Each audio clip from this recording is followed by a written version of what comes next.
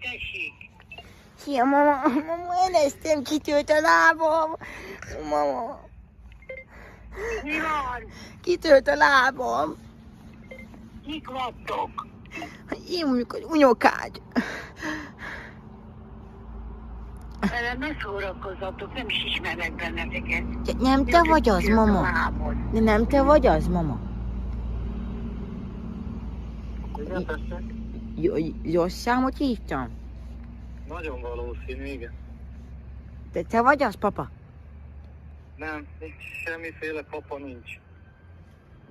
Akkor lehet egy számot állítom, passza meg. Igen, valószínű. Jó van, akkor. Hú, ne kiáll a csont, bazd meg! Viszont.